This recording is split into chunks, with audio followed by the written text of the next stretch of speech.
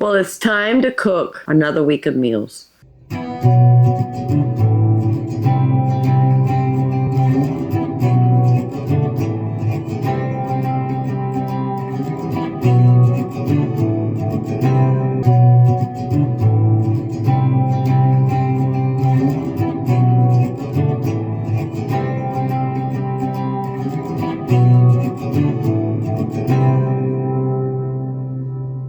Hello family, welcome back. If you're new here, welcome. I'm Vicki and you're with Graham in the kitchen. So the first meal we're going to make is chicken schnitzels. Now we know schnitzels is made with pork, like a boneless pork chop, but we're doing this with chicken. We're going to have potatoes. I have some instant potatoes right here I'm going to use, and we're going to have green beans, and we're also going to make gravy. So let's go ahead and get our batter station ready to receive the chicken when we're ready to start cooking that chicken. So I'm going to put about 1.5 cups of flour in one cake pan. I'm going to season it with some garlic powder. I have a teaspoon of garlic powder and some dry rosemary. I'm going to do 1.5 teaspoons, about 1/4 teaspoon of pepper, and 1 teaspoon of salt. Let's get that mixed in really well.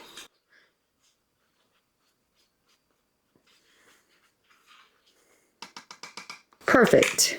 Set that aside. I have some homemade unseasoned sourdough bread crumbs. I'm going to put 1.5 cups in this cake pan. We're going to start with 1 cup and see if that's going to be enough.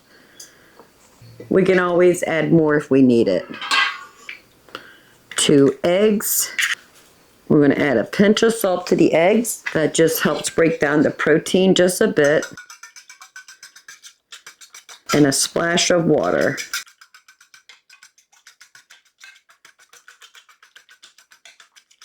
Perfect. All right, and we'll set all that aside so we can work on our chicken. So this is one of our packs that we made of boneless, skinless chicken. And this is the breast and the tenders. I just want to give them a little pounding just to even out the thicker parts to even with the thinner parts.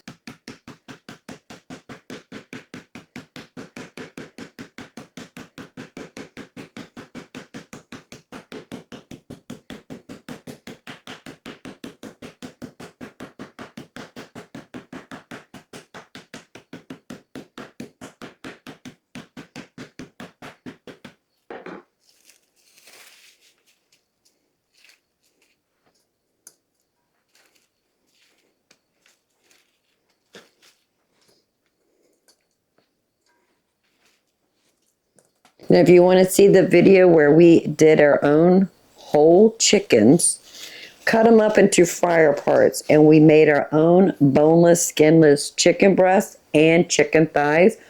I'm going to leave a video link right there, plus in the description below.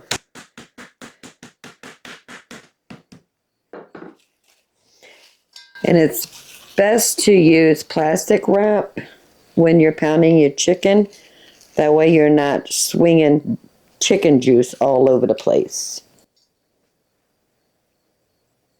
Let me go clean up a bit and we'll start breading everything together. So we're going to go flour, egg, and breadcrumbs and back to this cutting board. We're going to try to keep a dry hand and a wet hand so we don't end up with monster hands.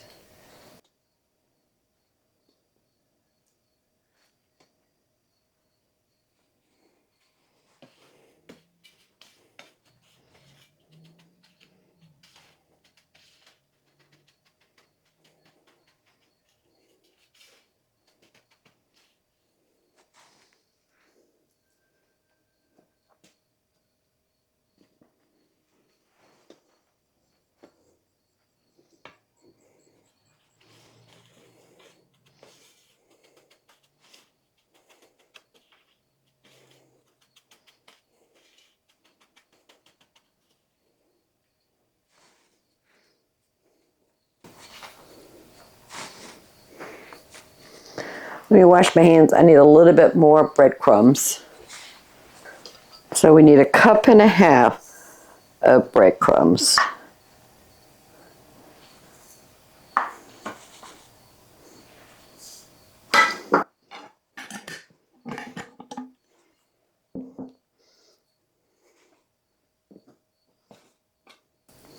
And our last piece. Now this is 2 pieces of chicken breast from 1 chicken that we filleted going sideways, horizontal, and then I cut them in half vertical. So we have a total of 8 pieces plus the 2 tenders.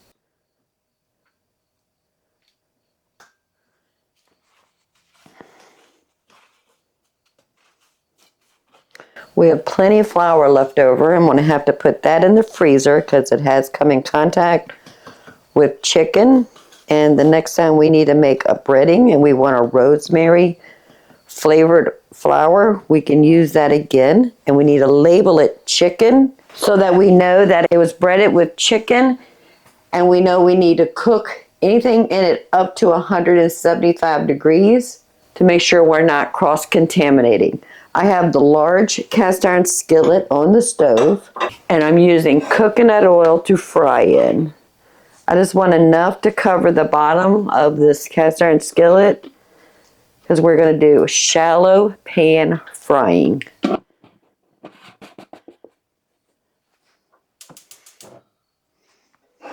Once that oil heats up, melts, we can start frying our chicken. I have a drop of water on my fingertip. That's exactly what we're looking for. Now we're not going to be able to fry all these at one time. Probably going to do about 3 or 4 depending on the size of the chicken.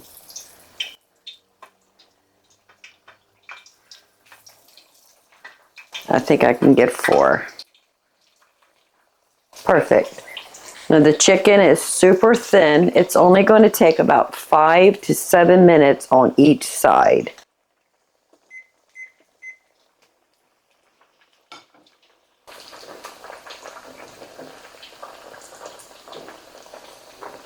Just move them a little bit just to make sure it's not sticking to the bottom.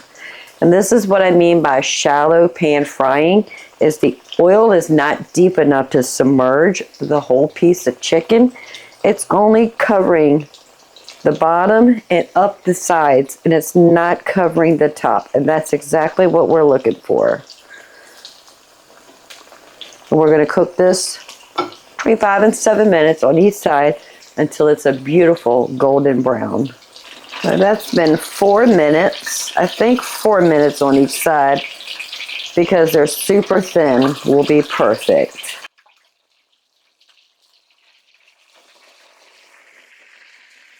I do have the burner on medium heat.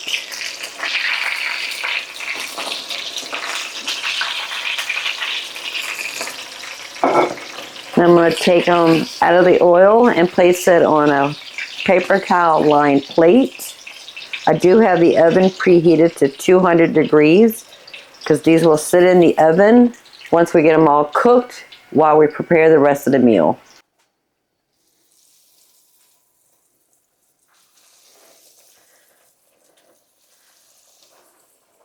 All right, so let me finish these 3. We have 3 more to go.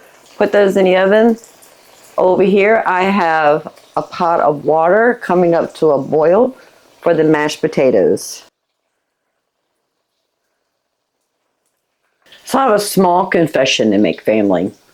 Last weekend, the husband and myself, we went camping just for a long weekend. We took the 2 oldest grandsons, and Amanda and her husband joined us for the weekend, and then we stayed 2 extra days.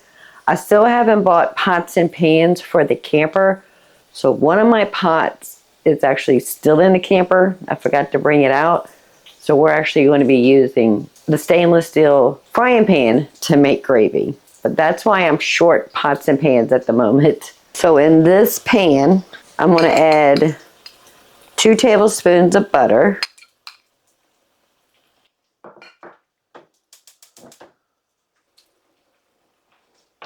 I'm going to go ahead and add a good pinch of salt and some pepper and a half teaspoon of garlic powder.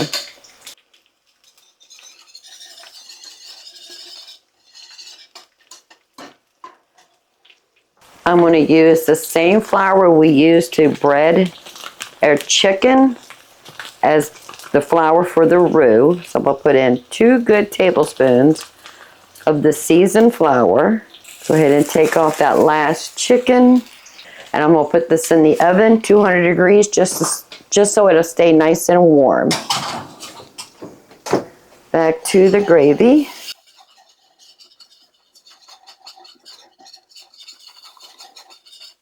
And I have a pint-sized jar or 2 cups of chicken broth.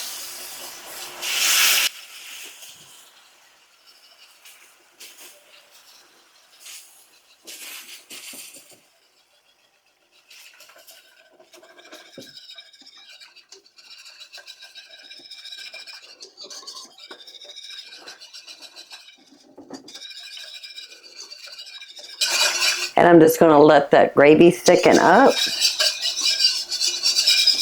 And I want to add a little bit of milk to it because I want a creamy gravy, but I want to wait to see how much liquid we need to add.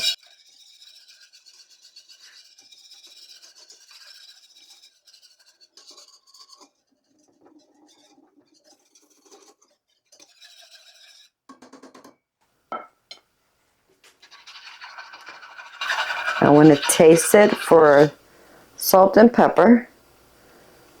Oh, family, that is perfect. We don't need to do anything. Turn the temperature down to a low. And I have 2 cups of water in that pot heating up for the mashed potatoes. All right, I'm going to add about a half a cup of milk to the gravy.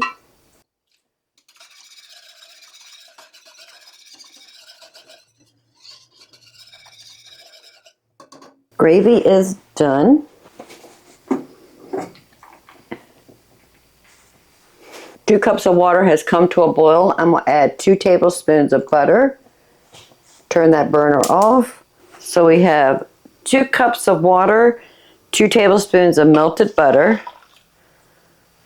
Since we have this pan, I'm going to go ahead and get the green beans going. So a can of green beans, a pinch of salt, small pinch of pepper, and a teaspoon of butter. Put that on the stove. So the potatoes, I have the water and the butter.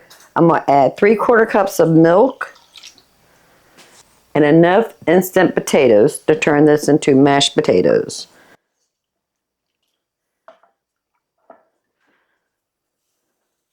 I really don't know the measurements.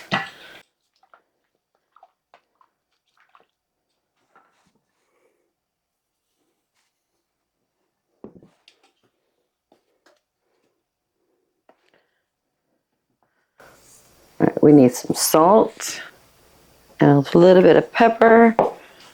And I do like extra butter. So I'm just going to put in about a half a tablespoon of butter.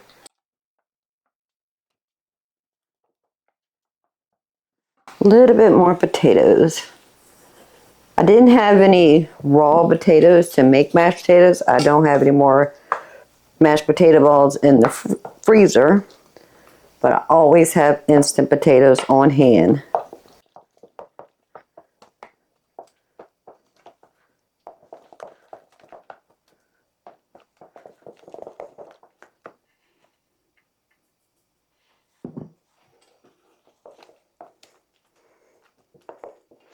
I think that looks good. And I do want to taste it for salt and pepper. Needs a little bit more pepper and a little bit more salt. Okay, so the mashed potatoes are ready. The chicken is in the oven. Gravy is ready. We're just waiting on those green beans.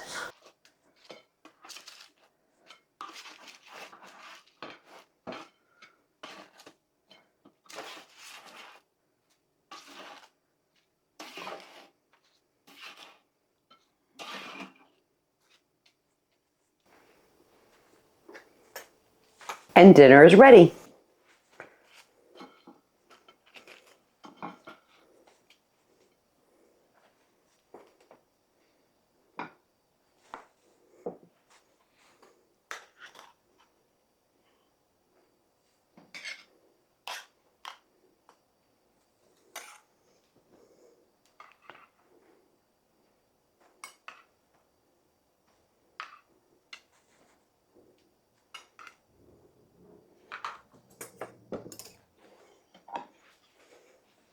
Thank you. You're welcome.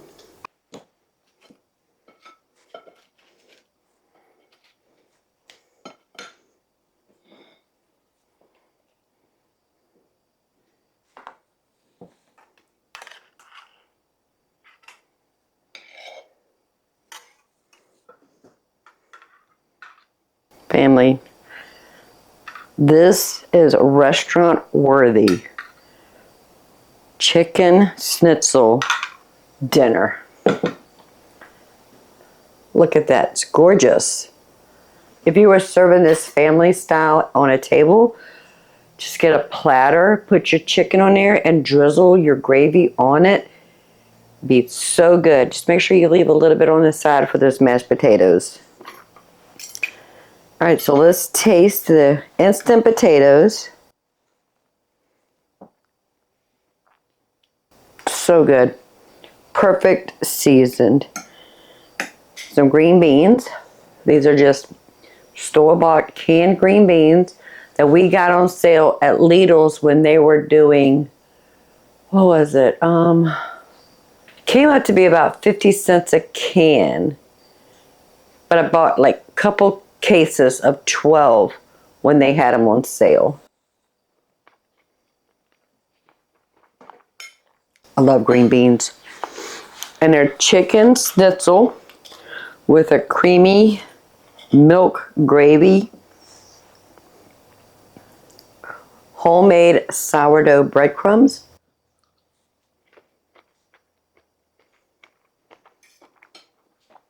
get a hint of that rosemary. Oh, family, this is good. I think we'll have enough chicken and gravy for tomorrow for lunch. We might have enough for dinner. I'm not really sure.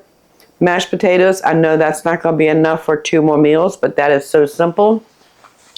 We have plenty instant potatoes right there. We can always make some more if we need to. Gravy will be enough. And we always have frozen and canned green beans and corn, and we have frozen peas in the freezer.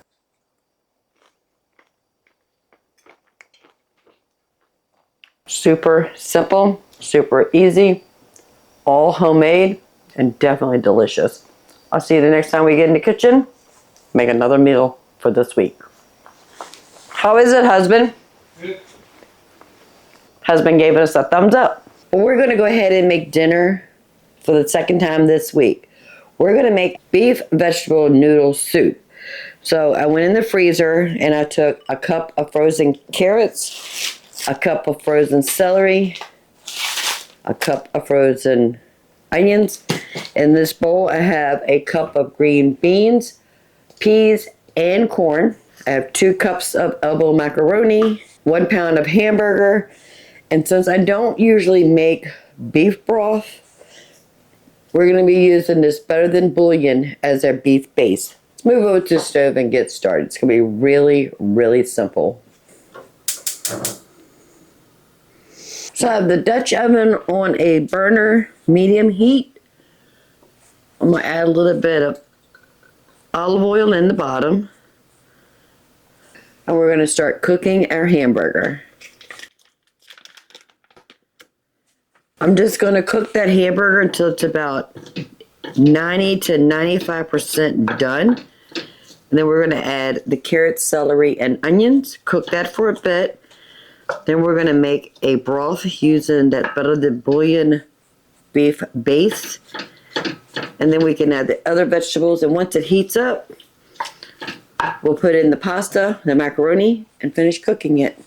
And we're going to add a cup of onions, a cup of carrots, and a cup of celery.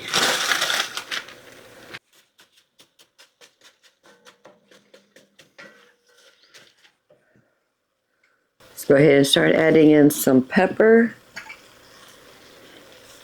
and some salt. And because we're using Better Than Bullion as our broth base, we need to go easy on the salt because that is usually very heavy in salt. All right, I want to let this cook until all the vegetables have thawed and the onions have started getting a little translucent.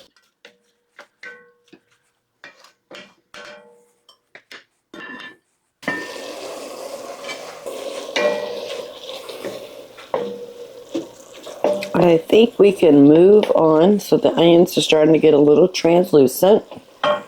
I have 6 teaspoons of the Better Than Bullion beef base with 8 cups of water.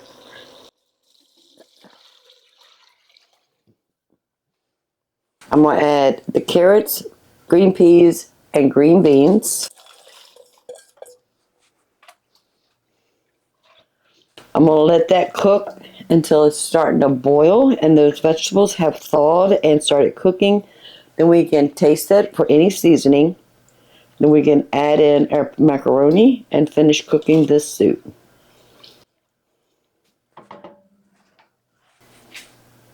I'm going to give that a good 30 minutes.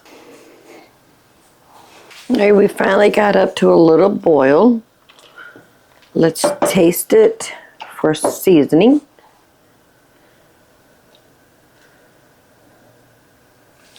It just needs a little bit of salt. And I'm going to add 1 teaspoon of garlic powder.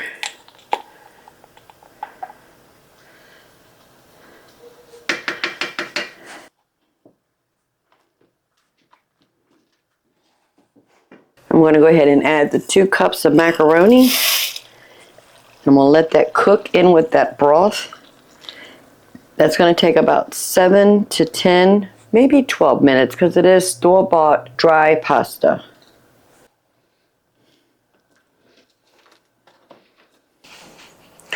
And soup is ready. The pasta is cooked perfect. Seasoned, thick vegetable noodle soup.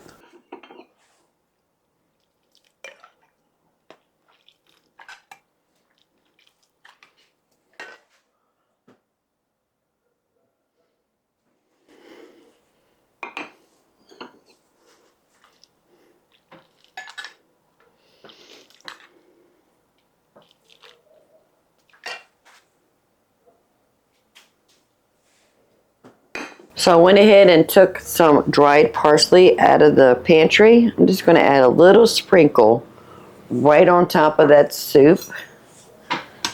Stir that in.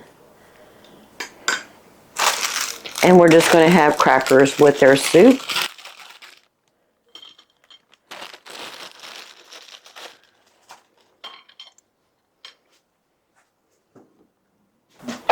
It's going to be super, super hot. Please be careful. Now, the most expensive thing in this soup is the ground beef because I only buy organic ground beef from the grocery store. Pasta, this 1 pound box of pasta was 98 cents. We put half of this in here. The peas, corn, and green beans, I always wait till I can catch those on sale in the freezer department at the local grocery store. Carrots, I chop them up myself, put them in the freezer. Celery, I do the same thing, and the onions. So our frozen vegetables, carrots, celery, and onions, we cut those and freeze them ourselves. The broth was just the Better Than Bullion beef base with some water. Super hot. Super inexpensive soup. Let's take a bite, see if we can find something with some meat, vegetables, and some pasta. It's going to be super hot.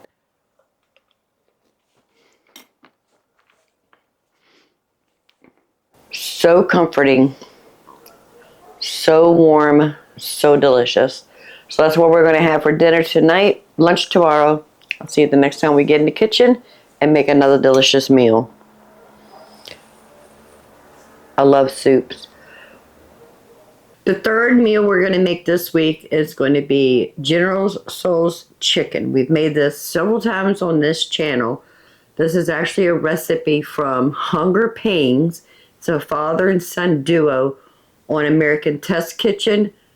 I love American Test Kitchen. But we're going to make General Tso's chicken. I have all the components. Let's make our marinade first. Then we got to cut up our chicken, make our breading station, and get everything started. So start off with 1.5 cups of water, 3 tablespoons of sugar, 2 tablespoons of cornstarch, 3 tablespoons of soy sauce. You can use coconut aminos. Soy sauce is what I have. Soy sauce is what we're using.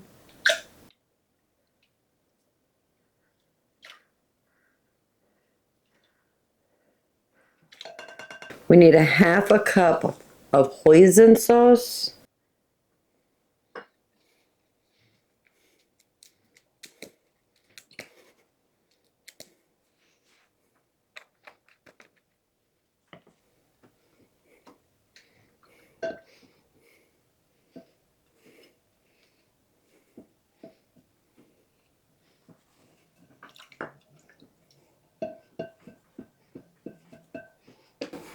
I'm going to whisk that together.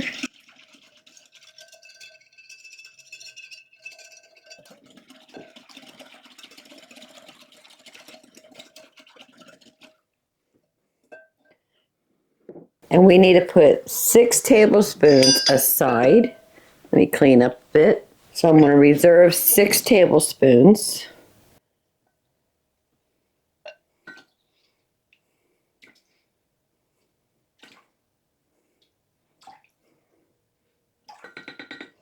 This is our sauce we're going to save. This is the marinade for our chicken. I almost forgot the vinegar. Let's start all over. All right, so put everything back together.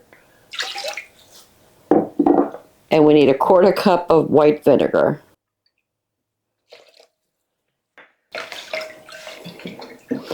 Now we have all the marinade together.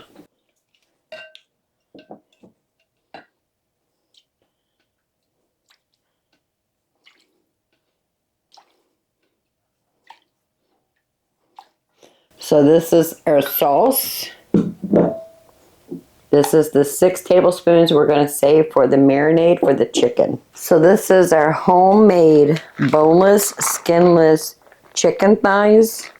We did this together when we found some chicken on sale and cut them up into fryer parts. So I have 4 pieces. I want to cut these into about 1 inch cube.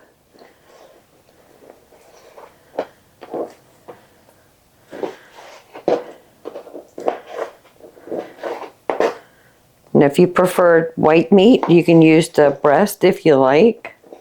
I think that chicken thighs has a little bit more fat, so it has a little bit more flavor.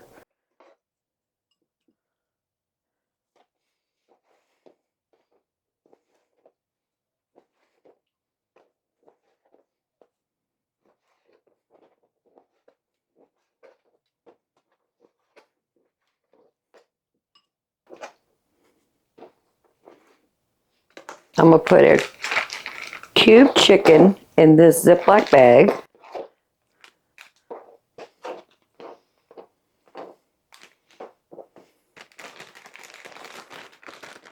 And I'm going to add the 6 tablespoons of our marinade.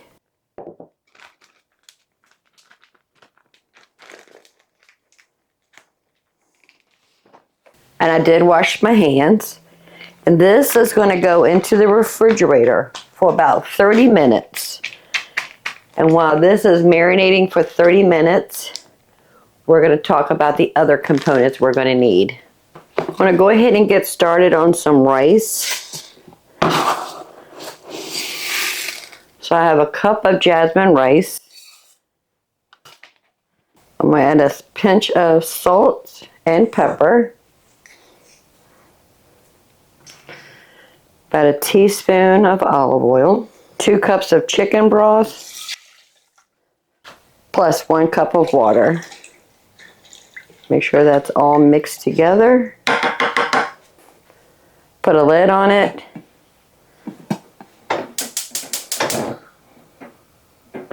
Put it on medium heat, let it come up to a simmer.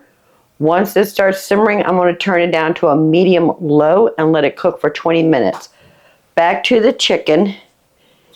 In this cake pan, I have 1.5 cups of cornstarch, a 1/2 cup of flour. I need to add a 1/2 teaspoon of baking soda. We want to mix that in really well. Make sure that cornstarch and flour is all well distributed.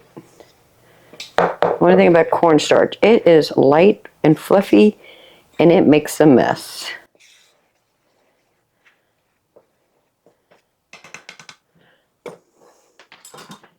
And in this cake pan, I have 3 egg whites. I need to beat this until it's nice and frothy.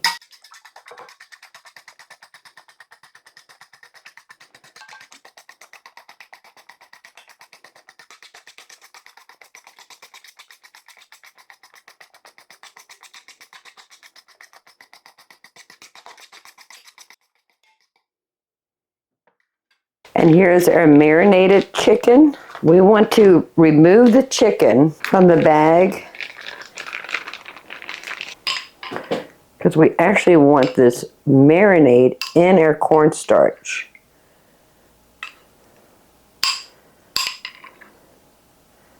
It's okay if it's cross-contaminated with raw chicken.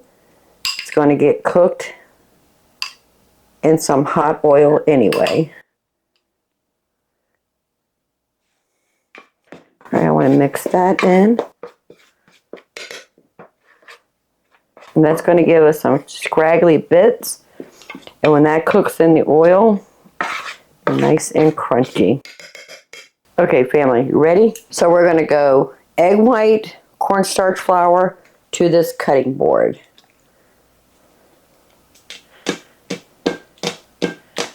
Just make sure everything is well coated in that egg wash.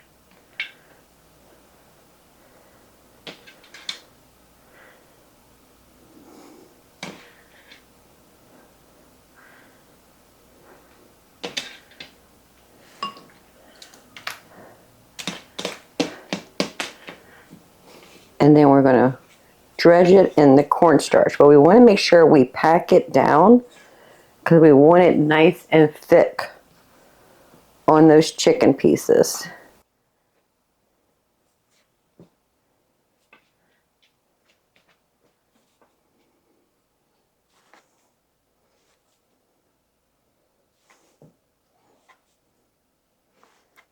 And I have about 2 cups of coconut oil heating up on the stove.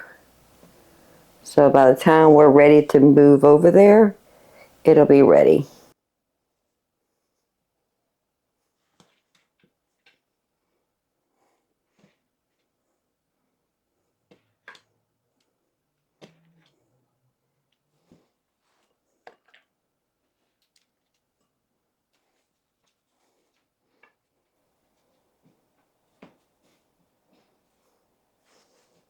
All right, family, we are almost done. I am going to clean up a bit.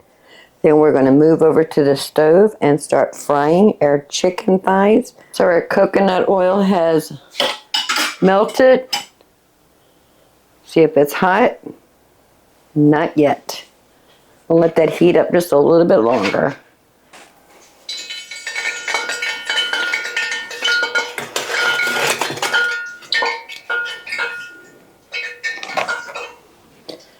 Now we're ready. We're going to cook this into 2 batches. So I'm going to put half in. Thighs need to cook about 4 to 5 minutes. And if you're using chicken breasts, they need to cook for about 3 to 4 minutes. If you have a wok, by all means, use a wok. I don't have a wok, so we're just using a cast iron skillet.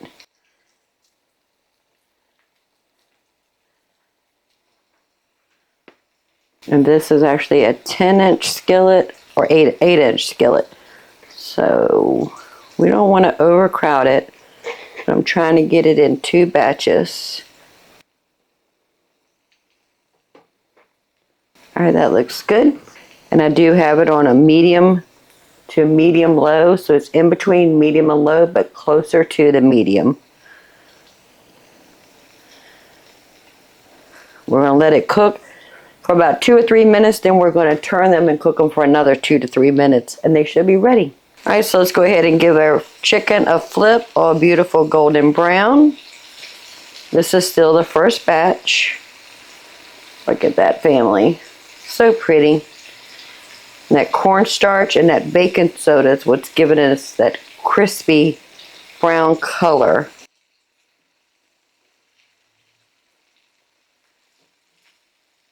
The flour is just adding a texture or a coating, but everything is coming from that cornstarch and that baking soda. And we'll cook that for another 2 to 3 minutes, and then we'll take them out and start the next batch.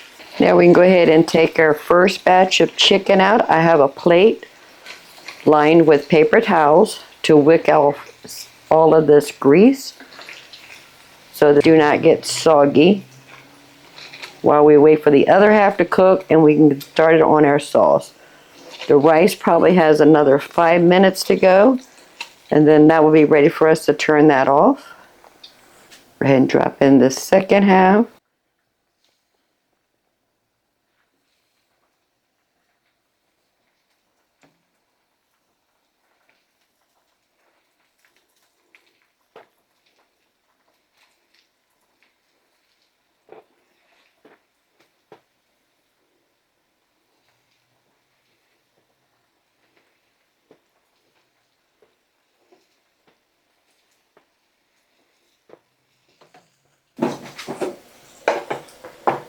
And our rice is almost ready. There's still a little bit of liquid at the bottom, but I do want to make sure the rice is cooking.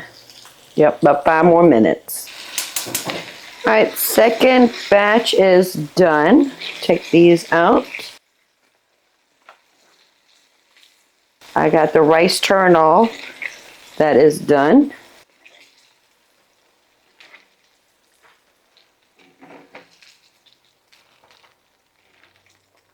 Family, I'm sorry, you can't find prettier chicken nuggets than this right here. I'm going to move this out of my way. I have the stainless steel skillet. I'm going to turn that on medium heat. I'm going to add a little bit of this oil, maybe 2 tablespoons. That looks good. So I have some crushed red peppers. I'm going to put a good pinch in here. I have some garlic pucks. If you were using fresh garlic, you would use about 3 or 4 cloves of garlic minced. And I have about 2 teaspoons of ground ginger. Well, grated ginger. That's fresh ginger that was grated.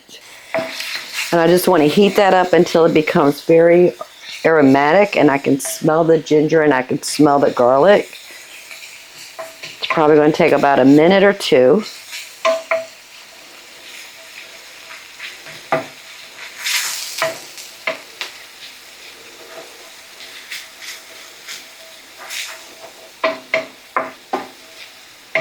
Family, and if you don't like ginger, leave it out. If you don't like garlic, leave it out. If you don't want crushed red peppers, by all means, don't put it in there.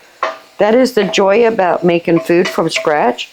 You can make it to fit your family. All right, now I can start smelling it. Very aromatic. Here is our sauce. Let's go ahead and pour that in here.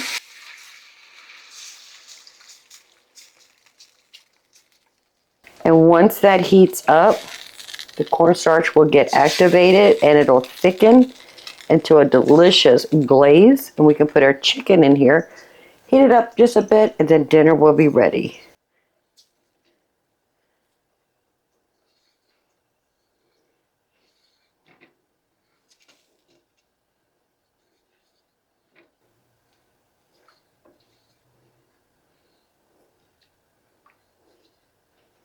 Family, if you can only be in here and smell the smells in this kitchen.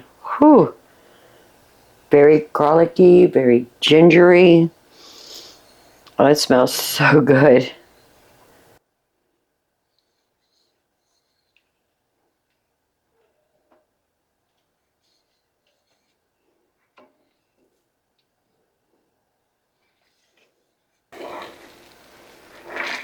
You see it's starting to thicken up just a bit.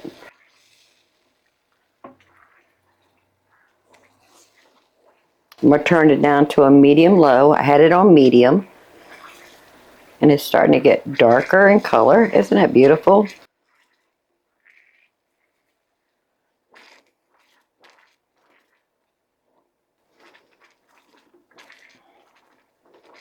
I'm going to turn it down to a low.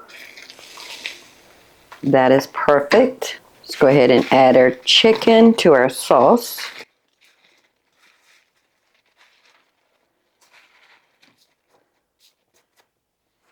Give that a little toss. Make sure everything is well coated.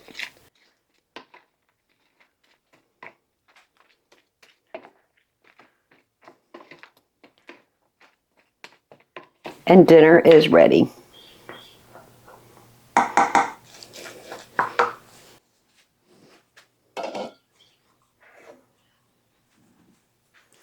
So we have General Tso's chicken and rice. Let's go ahead and make a plate.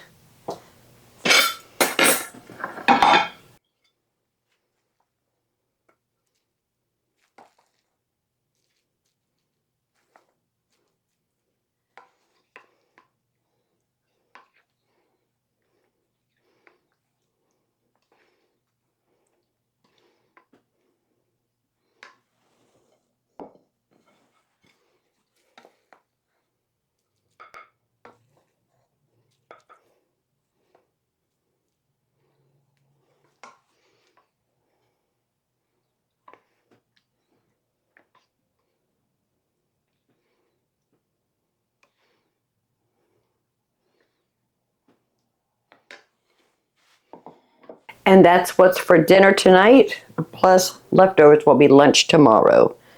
Now we've made this before, I think 2 or 3 other times. We like it, it is good. It's probably better and healthier than you can get at any Chinese restaurant. Some rice with some of that General Tso's sauce.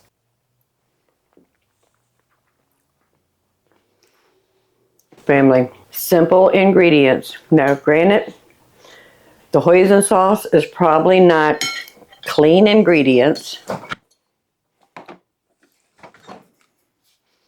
Sugar, water, fermented soybean paste, water, salt, soybean, wheat flour, salt, modified cornstarch, contains less than 2% of sweet potato powder, sesame seed paste, caramel color, spices, dehydrated garlic, salted chili peppers. It's got some potassium sorbate, not all that great, but it's still better than getting it from a fast food restaurant because we use ingredients we know that we trust. We need to figure out how to do this. If you have a recipe for hoisin sauce, please leave a comment below and let me know. I would love to be able to make my own hoisin sauce to make my own General Tso's chicken. I am going to get some rice, some sauce, and a piece of chicken.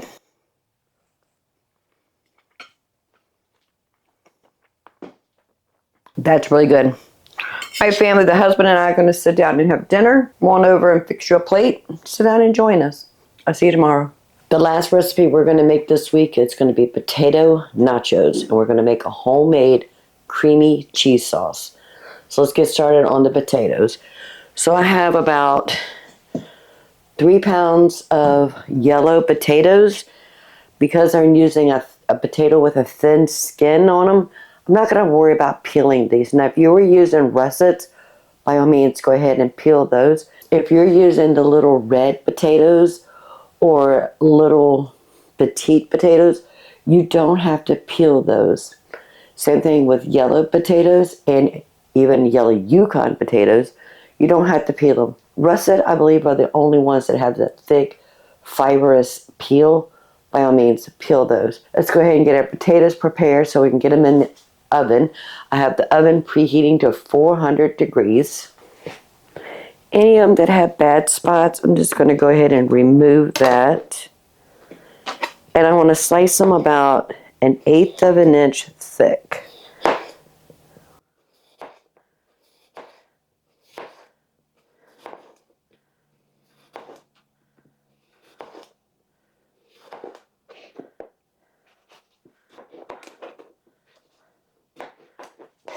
And we'll go ahead and put it on a large baking sheet lined with parchment paper.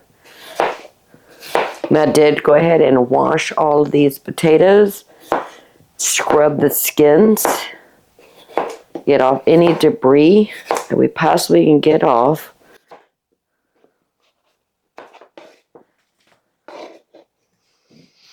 One last potato.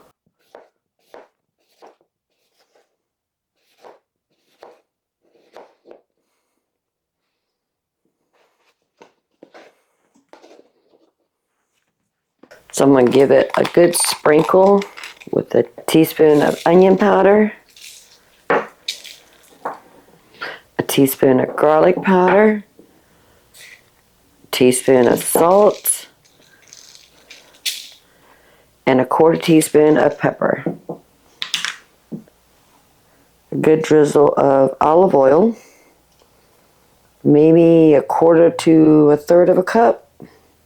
Sounds good. I want to give everything a good toss. I want to make sure everything is seasoned and oiled.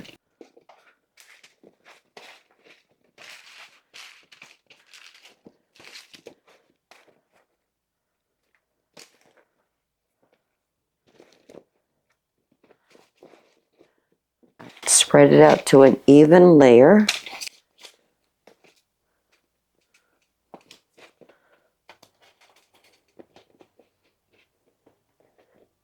Perfect. I want to put these potatoes in a 400-degree oven. It's going to take between 45 minutes to an hour. In about 30 minutes, I'm going to give them a toss. Check the doneness because I want them a little underdone. That way when we're ready to add our beef and our cheese, they won't get too overly done. In the oven, 30 minutes. Now I have some Monterey Jack cheese. That's what we're going to make our cheese sauce. I went ahead and took 1 pound of ground beef out of the freezer, and we're going to use that to make our taco filling or topping. But I need to get this Monterey Jack grated up so we can get started on the bechamel and we can get started on that hamburger.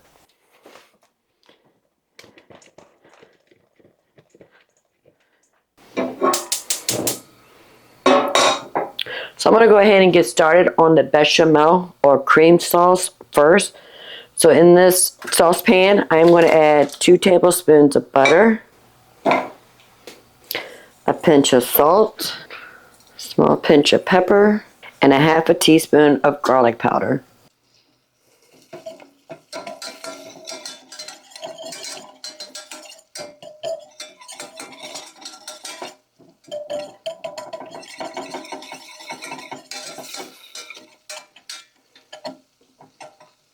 I'm going to add about 2 tablespoons of flour. I'm going to whisk that in, cook the flour for about 1 minute or 2. Don't want to overcook the flour because it will lose its thickening agent, but we don't want to taste raw flour.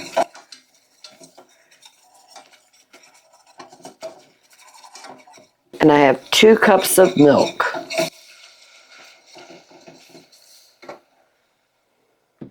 Not left-handed. And we're just going to whisk that in very slowly.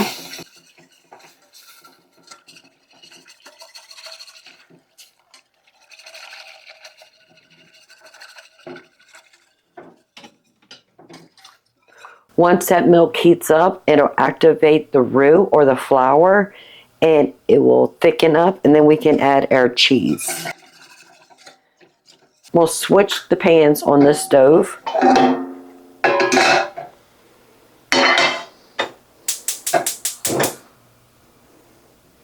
I have the milk on a medium-low. I have the skillet on medium. So we can go ahead and start cooking the hamburger. So I have a pound of organic beef or hamburger. And I'm going to cook the hamburger about 90 to 95% cooked. That way when we add our spices and herbs, we can finish cooking this. And we can add it to our potatoes once they're ready.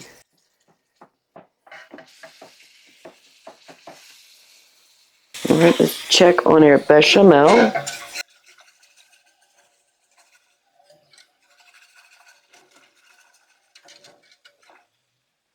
It hasn't started thickening up yet, so we're going to give it a few more minutes.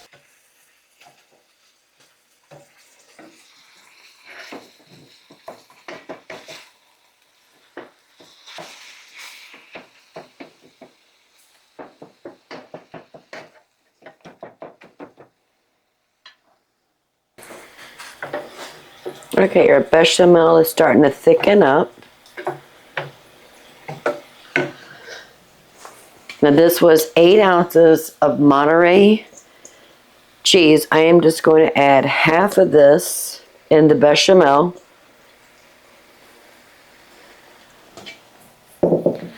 Let that melt into a beautiful cheese sauce, and we'll taste it for seasoning.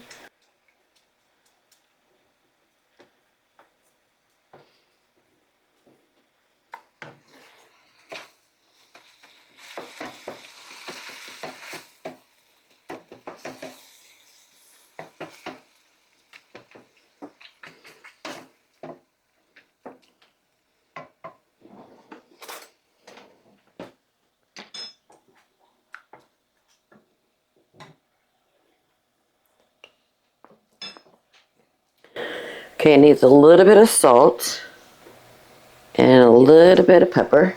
I need to fill up my garlic powder, and I'm going to add another half a teaspoon of garlic powder.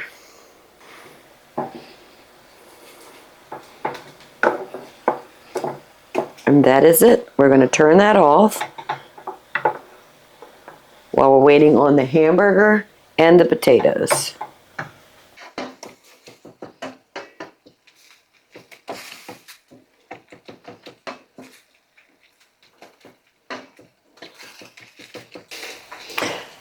I think our beef is about 95% cooked. There's still a little pink in here, but we can move on. So this is some homemade taco seasoning. I'm going to add 3 tablespoons. A 1/4 cup of water. And 1 tablespoon of tomato paste.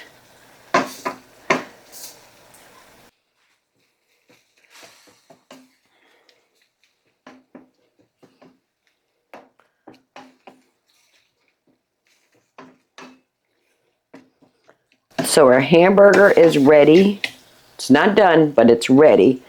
Our bechamel cheese sauce is ready. Just waiting for 16 more minutes on the potatoes.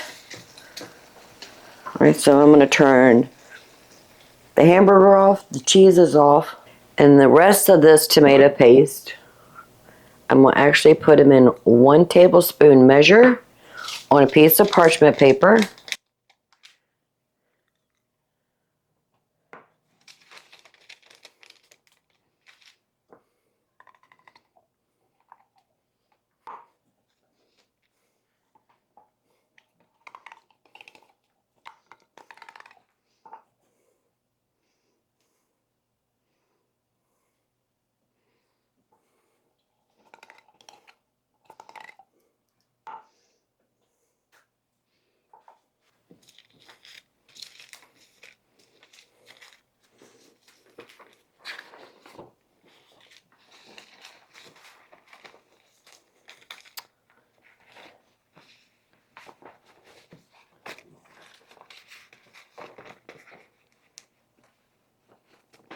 And now I have 3 tablespoons of tomato paste going in the freezer, so the next time I need tomato paste, we don't have to open another can. So we have our creamy cheese sauce ready. We have our taco seasoned hamburger ready. We're waiting about 13 more minutes on the potatoes. This is the perfect time for me to get some dishes done so that when it's time to eat, all we have is just our dinner dishes and our forks and cups for drinks. And I don't have a sink full of dishes. I like doing dishes in between tasks when I have downtime, such as the next 13 minutes. It's only been about 20 minutes. Well, look, let's test one. All right, I think that's good. This is where we want it. They're not done, but we're not picking up the potatoes either.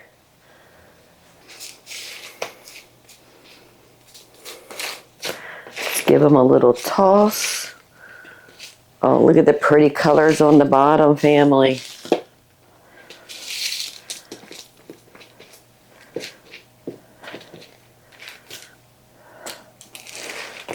Oh, look at that, gorgeous.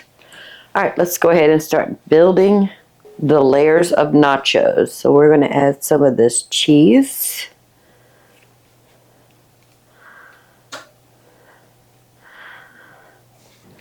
Some of our hamburger taco seasoning.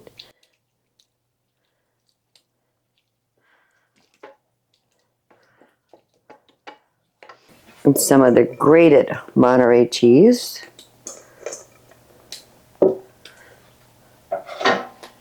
And more layers.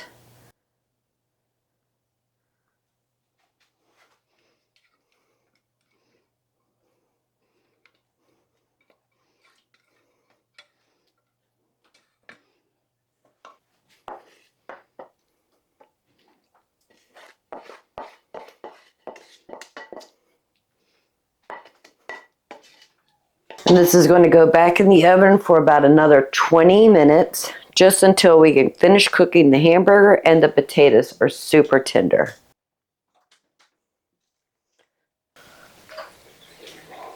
Look at that, family.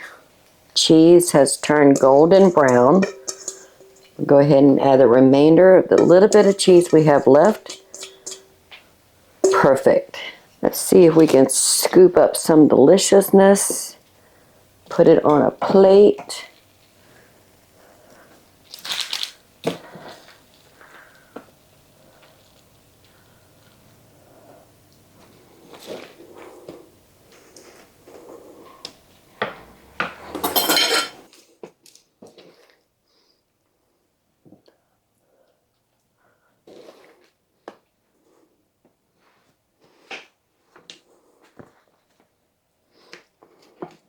So that's what we're going to have for dinner tonight. Might be enough here. We can have a little bit of snack this evening.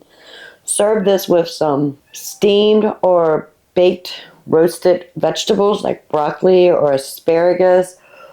Or you can have this potatoes on the side and serve it over nachos or tortillas. That would be really good also. But let's take a bite.